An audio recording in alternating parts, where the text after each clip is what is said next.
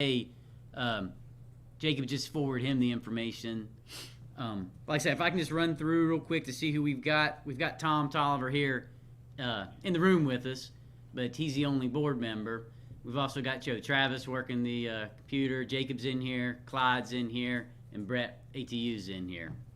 But if y'all could just, I'm just going to run through it. Just say here if you're here. Todd? Here. Valerie? Here. And Jade, he just got his stuff. He should be here.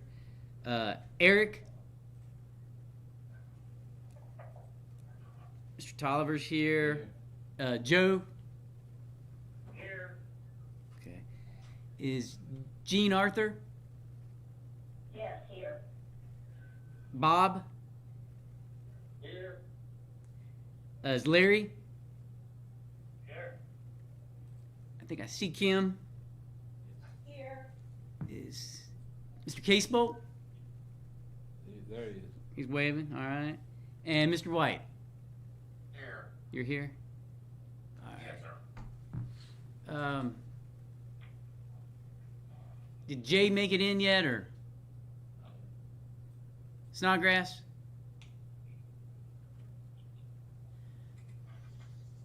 Okay, I mean, we've got the quorum. We're good to go. He'll jump in, I think, when he's had to log in. We should be good. Doug is out. Youngest son got a new house. Got transferred with his work, and he's helping him close, get everything set up. So he's been out this week. And I guess I thought Todd was going to be here. He had said you would, but we knew you were traveling, and we can log in anywhere, so it's no big deal. So I guess you want me just to do it like before, since we're here, and jump in if we need be? Yeah, go ahead, Scott, if you want to take it over. Okay.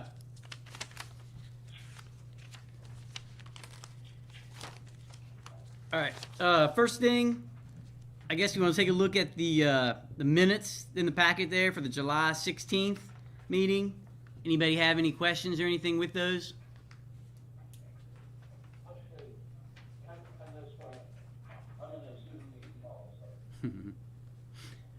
If not, is there any motion to accept meetings or the minutes? I make a motion to accept the minutes as read. Okay, both Mr. Tolliver and Mr. Cavall made a motion, so we got one. We'll get to Joe for the first and Mr. Tolliver for the second. Everybody in favor, say aye. Anyone opposed? All right, minutes are approved. Financial, I guess I'll do that since I always do that. Just got the 1 month of activity. If you want to look there on Schedule 2 for the statement of revenues and expenses, total operating revenues $125,573, and total operating expenses the $1,100,247.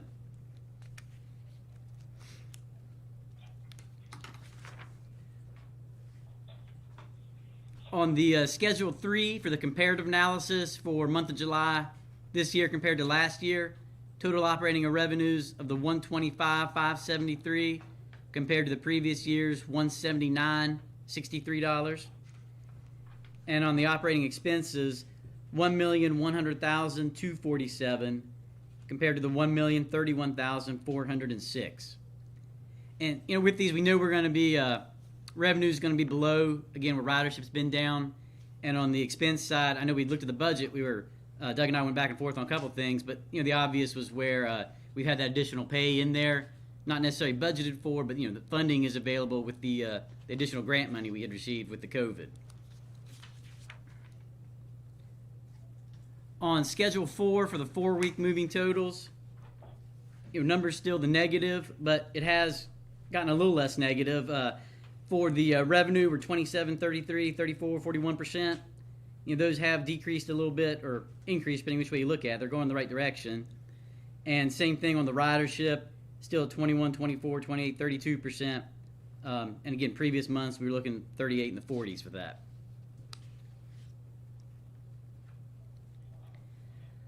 For the Schedule 4B on the daily fare box revenue,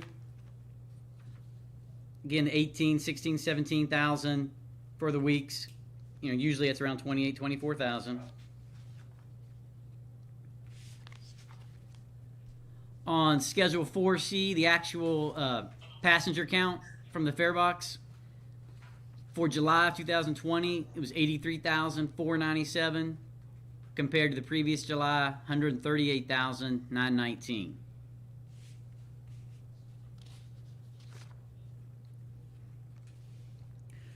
$4D, people revenue percentage from the day pass, it's still about 67%, and that's holding steady.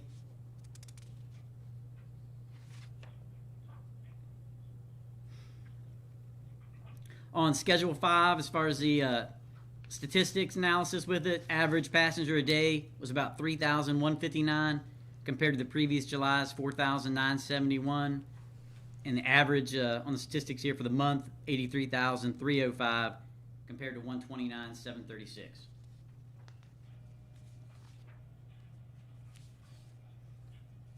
Schedule 6 for the excess levy receipts with the 557,265 that came in August. I mean, year to date, we are just 2 months in. It's a 6% decrease. Not panic mode or anything like that. That should be kind of holding steady. It's next month is going to be the large month with September, the receipts coming in. So that'll tell us, I guess really next month after that when they come in. We'll see from there. A couple of little things had trickled in. Those smaller ones, we did not receive those in August of this year, and they did last year, but again, those aren't usually significant, but we'll still keep looking at that once that larger one comes in.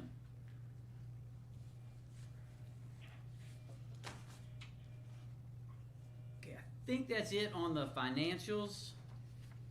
Does anybody have any questions with any of them?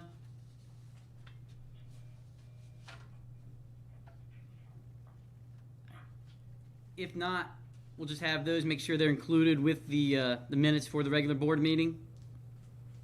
At this time, as far as any payments in excess of $5,000, we do not have any.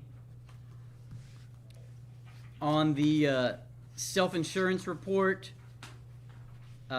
Jacob cleaned up a couple things, really nothing large outstanding on it. New or coming off. CAT report. You may have looked at it. There's an additional little box in the bottom. It's got a SOR, SOAR receipts. It's a new program. The State Transit Association is helping run it, providing rides through funding with DHHR. But it's a state opioid response, and it helps with treatment, prevention, and rehabilitation. A lot of the rurals, they're really... Again, they're coming from their smaller areas to the bigger cities. They're doing a lot of transportation for it. Most of ours, people, they're on the bus line. It's not going to be as significant, but we are going to add this, take a look at it, and if we have opportunity to participate, we're going to try to do that as much as we can. But if anybody had any question with that, that's what that new box, what it stands for.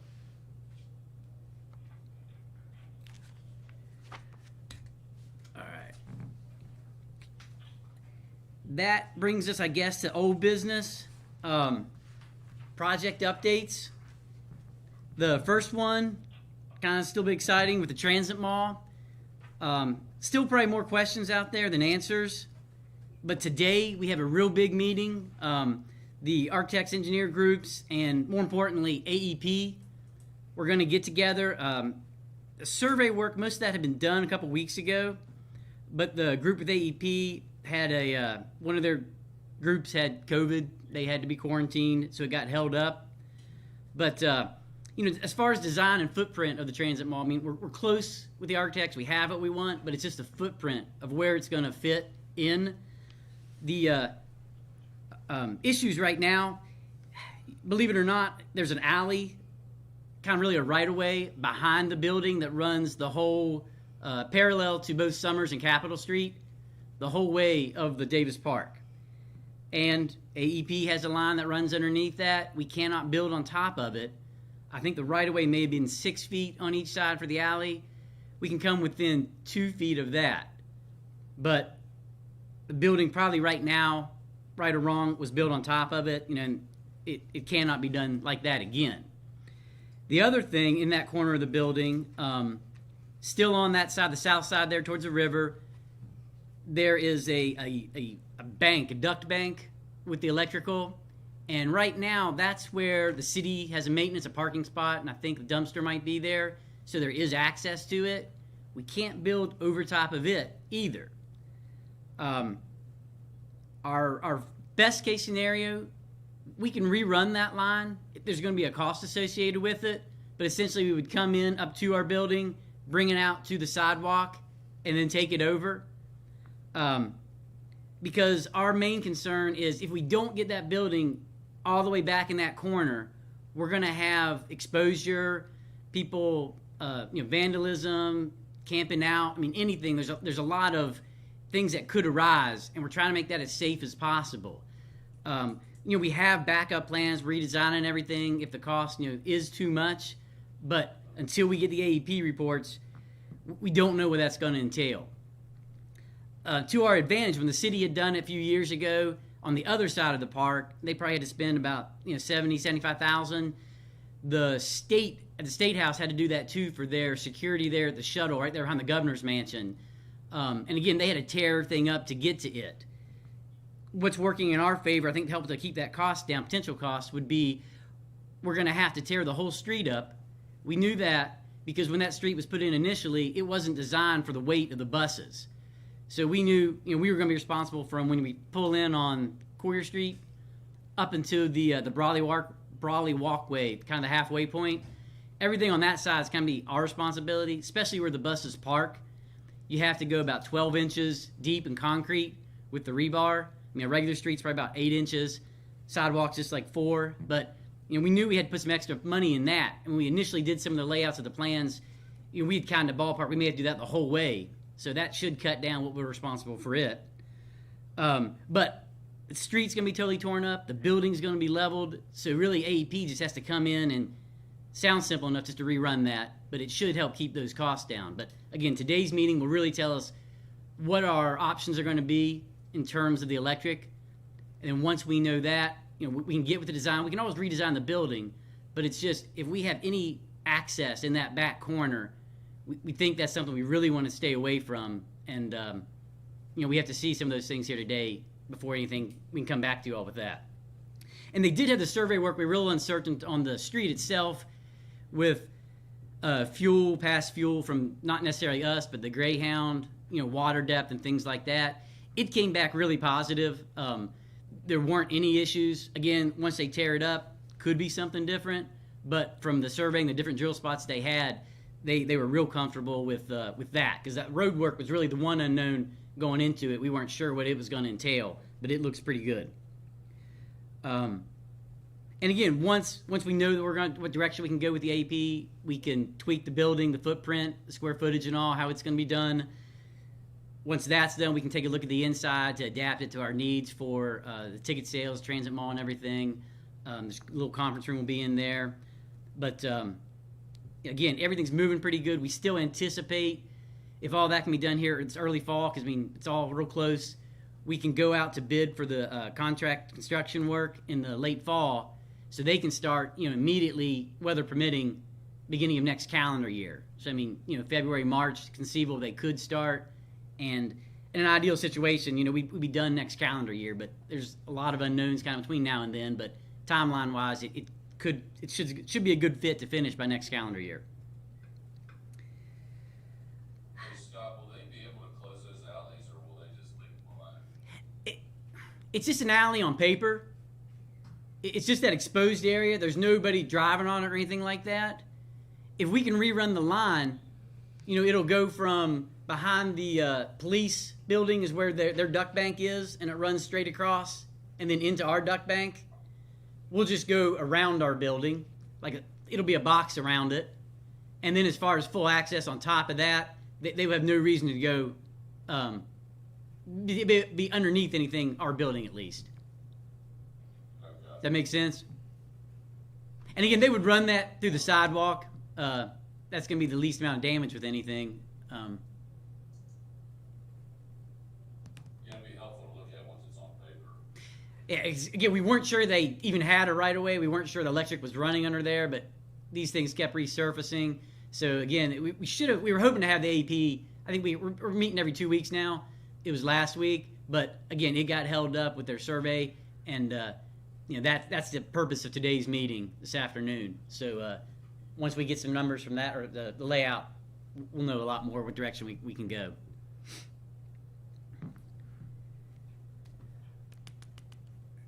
Okay, nothing else with the transit. We'll go on the next one. With the COVID, again, we're at the same point we were last month, 2 months ago, 3 months ago.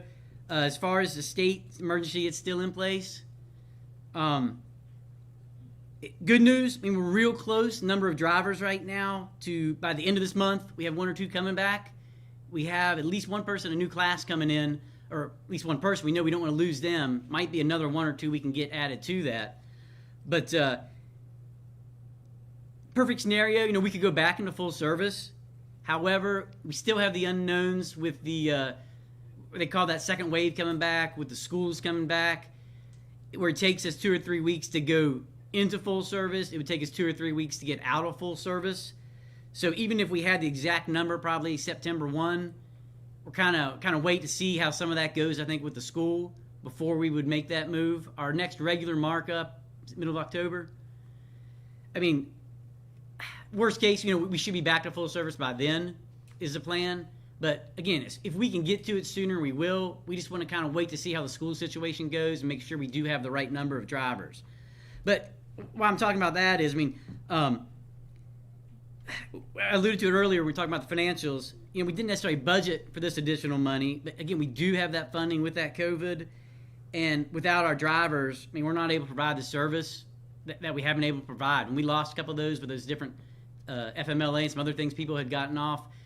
We put a lot of overtime, a lot of stress on the drivers. They did a great job working with us. It's not just them, the mechanics, everybody. But I don't know what everybody's opinion is. Doug and I, we talked about it. We were hoping to go another month while things are still on the Saturday service. We're still limited, and we're asking a lot of everybody coming out and everything. But again, does anybody have thoughts on extending or anything with the pandemic pay? Hey Doug, one question I have is if school actually starts on September 8th, is that gonna change our driver count either for the good or for the bad or just at all? Honestly, it's unknown. Everybody is back now except 2 people, trying to track them down, who kind of extended it a little bit longer, had some extenuating circumstances. I would hope, everybody knows if they're going to have school, the kids and stuff, they have plans in place. Right or wrong, most of our people who took off did so just to be off. They didn't do the planning because they were getting paid for it. Unless there's something that happens, in Washington to extend or do something there to have paid time off, I don't anticipate us losing the drivers. No one, Brett, you haven't heard anything or anything like that? And I know I've talked to the operations with supervisors, and that hadn't been discussed yet.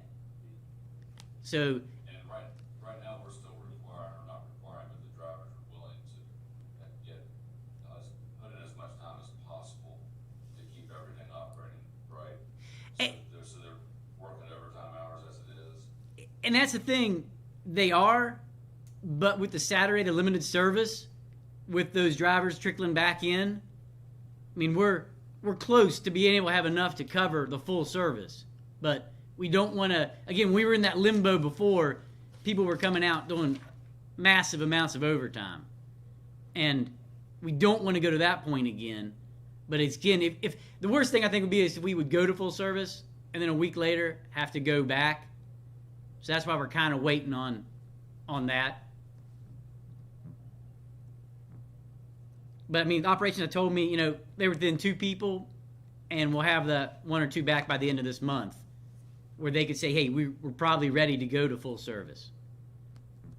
Okay, so the main question you're asking now is if the board's inclined or has input about continuing the pandemic pay. Yeah, because that was going to be a month-by-month thing we had determined, and we'd said as long as that state of emergency was up, it was something we were going to make sure we considered and lay out there. But to have you guys make that decision. I mean, we've done in the past. We've carried it through to the next board meeting. I mean, I was looking for that. But again, if there's more discussion or if people have other thoughts with it. Is there a board member that has an opinion about that? I think it should be continued. I also think it should be continued. I think it should be continued. I also think it should be continued. I too. I agree. I just think that we should keep it on a monthly consideration basis. Yeah, that's kind of been the plan all along. I mean, it's worked. If something changes, we can adapt very easily. You know, payroll side or anything. I mean, that being the case, is there a motion to be made to continue the pandemic pay? I move we continue it. I got a motion. We'll go with Joe, And I'll second it. and had a couple there. Mr. Tolliver, he's in the room. Is easy to hear. He seconded that. All in favor, please say aye. Aye. Opposed? All right, we'll keep that on till next month. That'll be on the agenda, and we'll look at it then. At that point, we should have a better idea in terms of where things are with the schools. But that's going to change day by day as well. But then we'll know, if any changes happen with the driver's side, people have to get out or something. And we'll know if we start the class September, they won't be ready, but it'll be real close filling in those gaps with it as well. How many are in the class, Scott? Just one? Well, and that's the part we've in the past, you had your larger classes. We haven't been able to do that probably in the last couple of years. It's usually just been 1, 2, or 3. But there was one very experienced driver has been in contact with us for the last couple of months, and if we couldn't get them right now, they were going to go a different direction. So we wanted to lock them in, and we had a couple other applications that if a couple things fall through in the right direction, we'd love to be able to get 2 or 3 in that class. Kind of economies of scale, keep things organized and everything, people being out for the training and all. But again, it was just important, we thought, with that one who, the experience they were bringing, to not lose them. But I'm almost certain we'll have 2. Hopefully it'll be 3. Okay. All right, I think that's it with old business.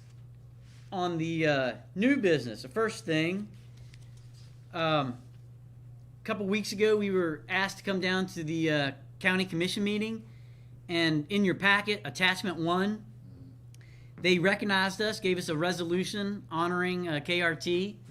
Doug was there, I was there, Todd came, our union president David Sayre, and our most senior driver who does the trolley, Tom Toney, sorry, got my T's messed up, all came, to be recognized by the commission. Again, it's a pretty lengthy resolution. Y'all have that in the packet. I wasn't planning really on reading it, but I mean, the gist really is to be recognized as part of the team, with the safety levy, who we all participate with, every 4 years getting that passed, and even more importantly, they recognized us as being frontline employees. May not be emergency responders, which we understand that, but they do recognize we're there first on the scene in many instances and help out and are part of the group. But it was a nice thing for them to recognize us. They had a little thing in the news and everything like that. Got to, unfortunately, I guess, we had to shake Hoppy's hand a couple times, but he was excited to have us there and really appreciated everything. Hey, this will be One framed. thing that catches my eye on that is the fact that the KRT adds $5 back for every dollar invested. I think that's impressive. That is. That's one of our big things. I know during the levy, it's kind of one of the things you kind of take for granted, but people are either going to spend money or to make money. So they're going to their jobs, they're going to the doctors, they're doing their shopping. And in my head, to justify everything, say we bring $2 million, it used to be like about $4, but with inflation they made that $5. But if we bring $2 million in, almost with receipts and stuff, you multiply that times the 5, that's $10 million. Well, that's the same $10 million we're getting from the levy. So we've earned that money, and then now you multiply that times 5, that's $50 million in that's going to the county based on the services you were able to provide. So it's not like they're just handing us That's a something. That's a serious contribution to the local economy. Yeah, and that's, again, one of our strongest things when we go with the levy, and we'll continue doing that. And if people have questions, I mean, please make sure they're aware. And those are like numbers, statistics, and that's nationally, the averages. Could be higher, could be lower, but, I mean, it's pretty consistent. That's, what you bring with the economy through public transit. This will be framed and posted, right? I believe we do have one framed. Might be in Doug's office. We can bring it in here. I don't think it was in here now, but they did provide us This is nice. the one for it.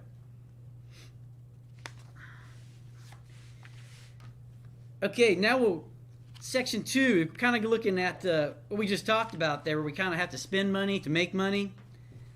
Hate bringing it back here to make some changes, but it's for a very good purpose, looking long term. I know we were here either last month with the Cradle Point, and that's essentially the Wi-Fi on the buses.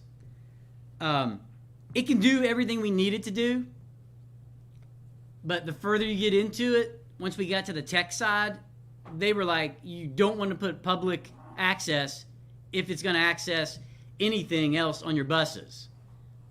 It's possible, but the code they would have to write, they couldn't ensure anything. Security issues you'd be looking at, if somebody were, and again, you saw a 17-year-old kid had hacked into, which account was that? Down in Florida. It might be the Garmin, and Garmin had to pay a ransom to get their software back. So, I mean, people are capable of this. I'm not. Travis might be the closest one here in the room. I don't think he is.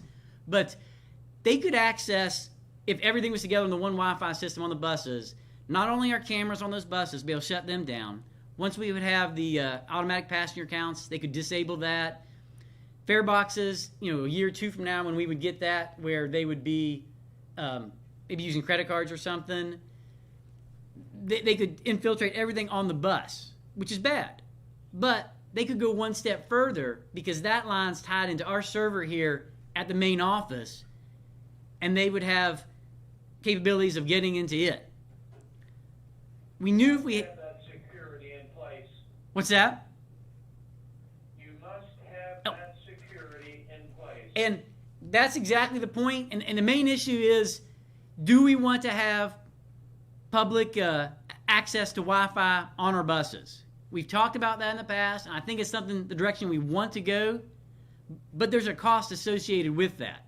Can you prevent hacking then if you do that? Yes, we can. That's the one thing, like I say, it essentially, we knew if we were getting public access, it came with a simple filtering system, kind of a different topic we're looking at here, but we knew we would have to buy something that was going to be more powerful in terms of porn, just other things we don't want. I mean, the worst case for us would be a kid's home and their parents looking at their phone. They're like, where'd you download that? Well, I was riding the KRT bus. We knew we were going to get some software that would be capable of that. And again, that was going to be like another $15,000 for 5 years we'd be paying up front. So that would take care of that issue. But also, to be able to do public access, it has to be a standalone thing. We're trying to avoid 2 subscription services with the monthly utility bill, which... and again, we hope that's one of those things as we talk about this with the COVID. We had that additional money with some stuff.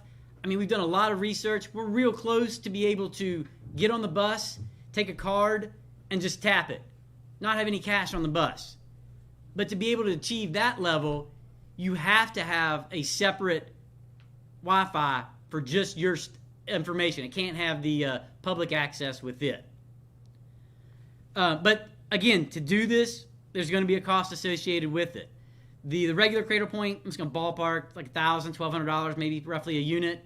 This is a little adapter, about $400.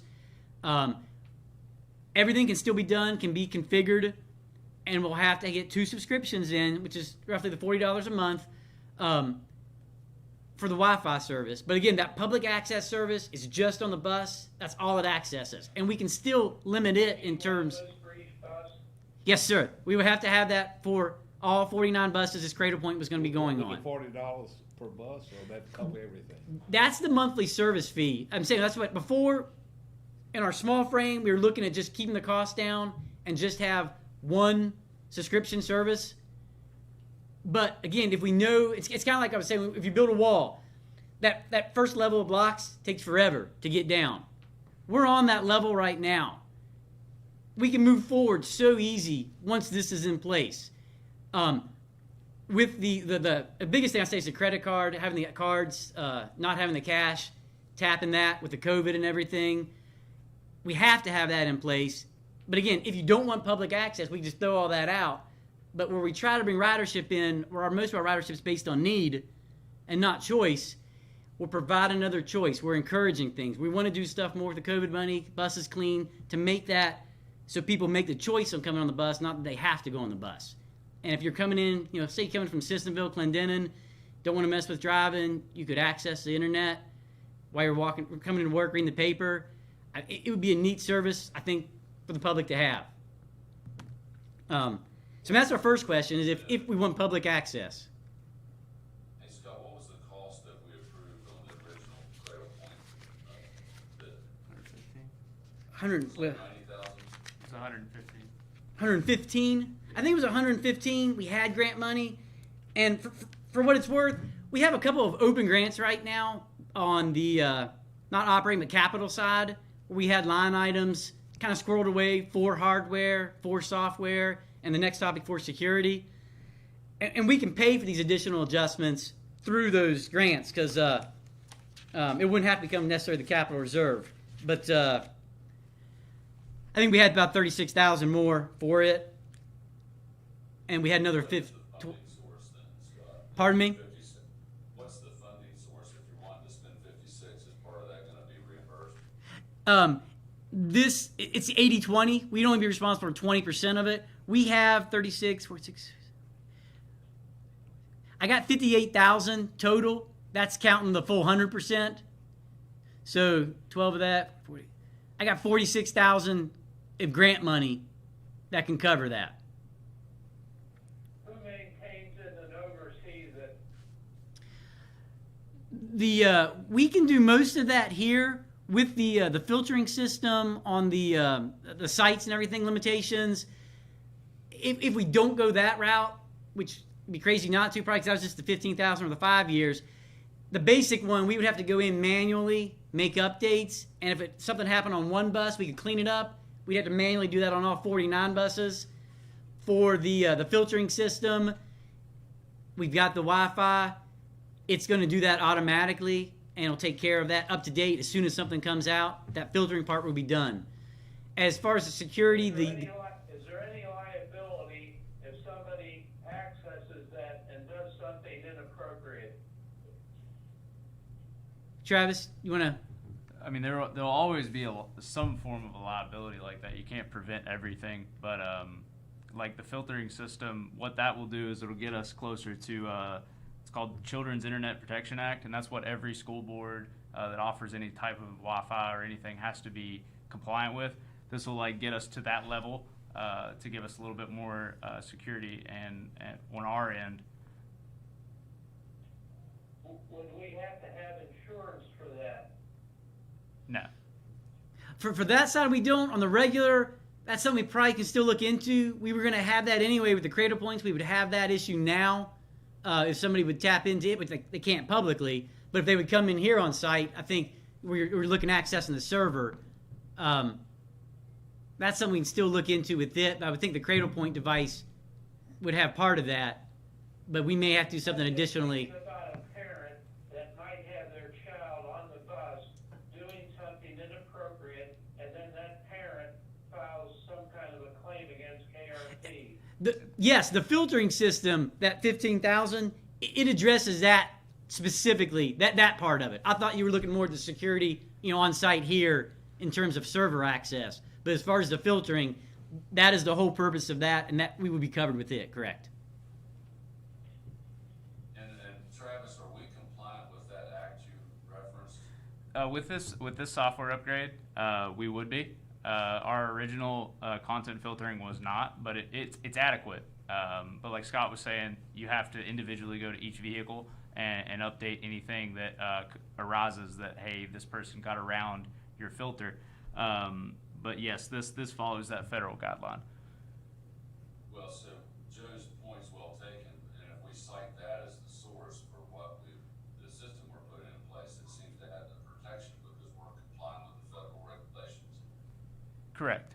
Yeah, and that was when we knew we had passed. Is our legal counsel comfortable with this?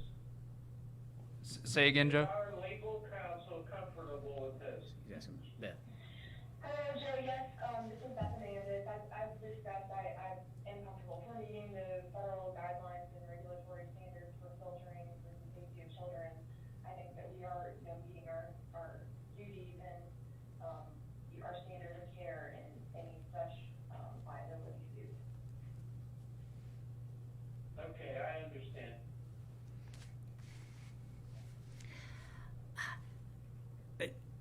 If we're for, I mean, again, I'm looking kind of for a motion where we would want to.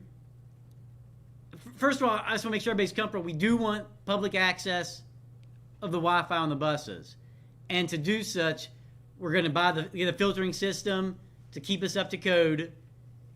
And in addition to that, we're going to require that additional purchase to have that separate unit that'll just take care of the public access, which is connected to the Cradle Point device we had passed last month. And for what it's worth, too, if a bus, we replace a bus, it's just plug and play. It'll just unhook. They can be taken to the other buses. The wiring is the only thing at the factory. We would have it probably pre-wired, and you can reconnect with all these devices. So it's not like we're going to be out when this bus will be replaced, because we have a couple of those will be out here in the next year or so.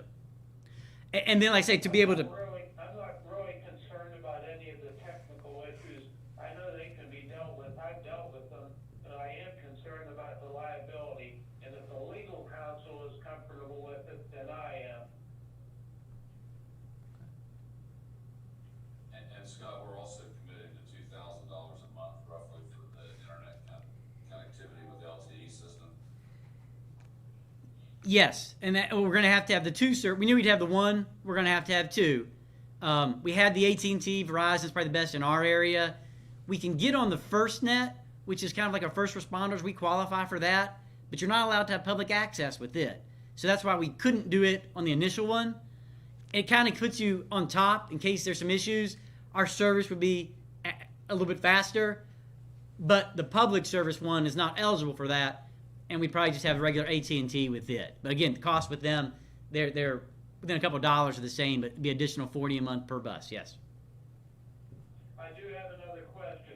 Is there any way to measure the usage of it? Yeah. Yes. Travis got this one. Go ahead. Yes, we can measure each individual bus to see what, maybe what route uses the most. But yeah, we can definitely do that.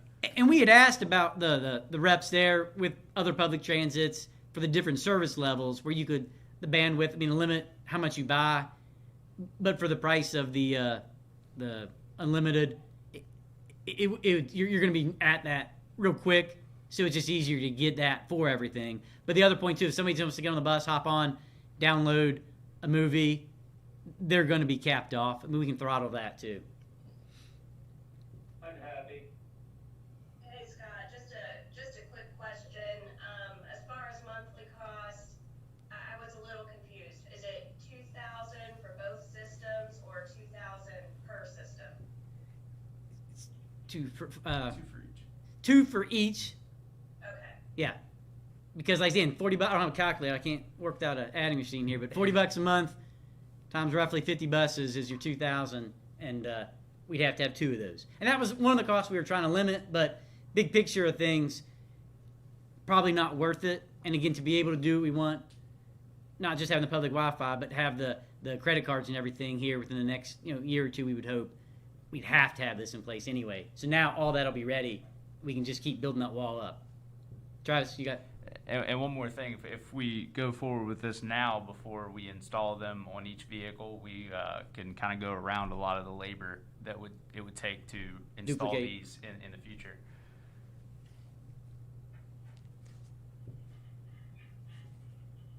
And it was one of those things too.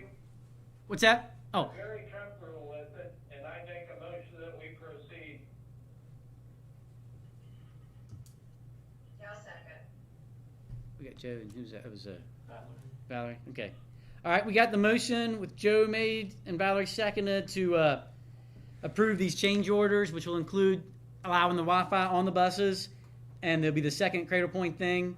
And Clyde, we were good with everything with it. We can move forward, and again, like Travis had mentioned, The configuration stuff, we're still on a timeline. That can be done real easily now. We wanted these in place 1st of November, 1st of December, the latest, because those new rules went into effect January. So we're good shape there. Like I said, we got that motion there. If you approve it, please say aye. Aye. Opposed? All right, that motion will pass. Last thing we have is we had some renovations, some repairs. We had actually budgeted. We knew when that money had came in there at the end of last year. We threw some additional money in for some painting and fixing some things up. And I mentioned earlier that in those grants that are open, there's a couple line items with some security money, about $25,000 that's available to us. But we had broken out this thing. We had initially sent one big RFP, but we broke it out a little bit where there were some specific projects. We saved probably $40,000 when we broke it out. So it made sense doing that, held it up just a little bit. But if you want to look there on attachment 3, I think it is, kind of summarizes them.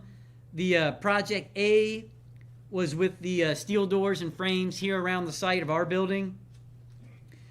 Project B was for painting services around the buildings here. And Project C, we have the 2 fuel islands there in Marmet and Nitro. They've had a lot of repair work over the years.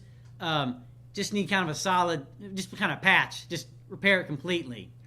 But Agston Construction Company was the low bidder, really the only bidder for both projects A and C.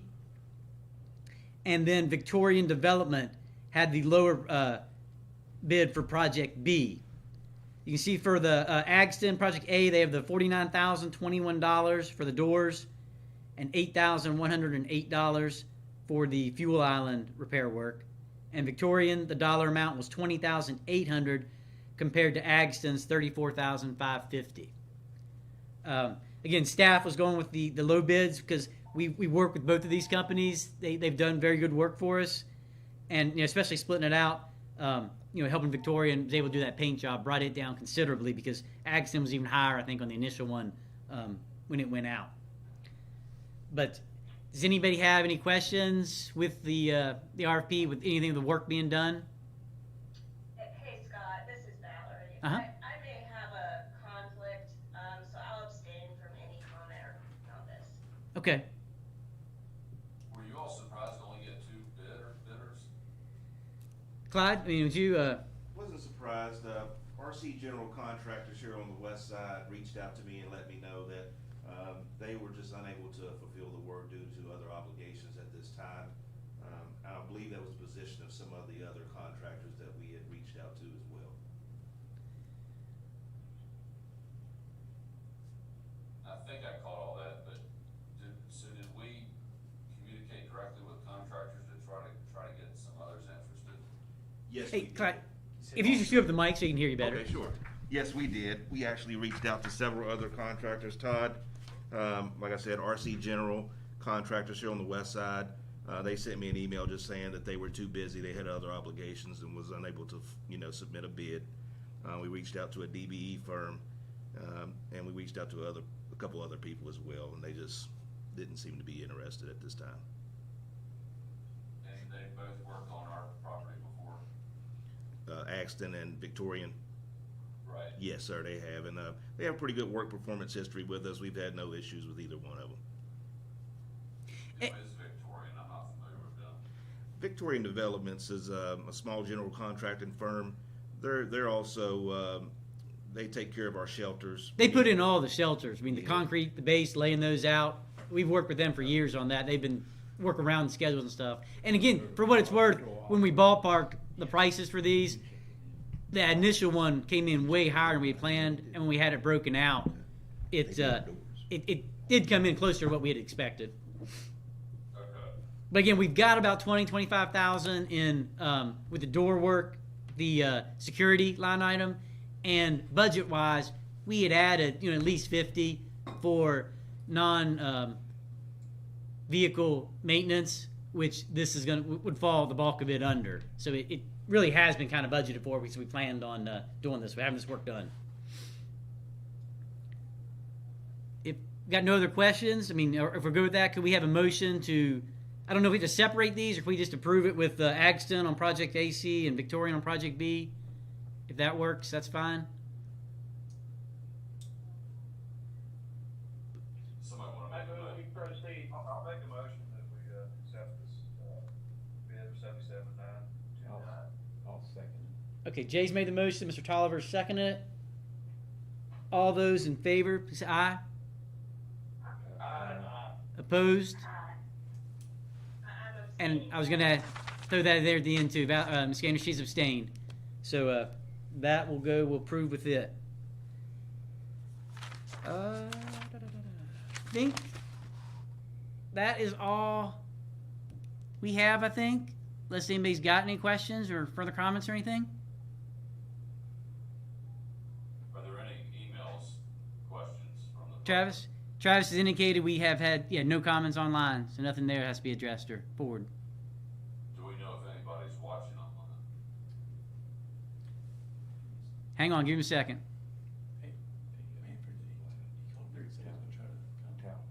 Manfred? Oh, we had three online. Okay. Did Manfred make it online? I know I didn't call his name out. Jacob just indicated he was going to try to. I don't think he's out there. Yeah, now we got the Zoom. We'll maybe run out there and try to help him so he gets set up maybe next time. But yeah, that would be nice to have him join us again. That'd be great to see them. But we'll follow up with that one for sure. Okay. All right. If nothing else, we got a motion to adjourn. And we'll see you guys next month. Hopefully we have more people here in the office. We got plenty of room.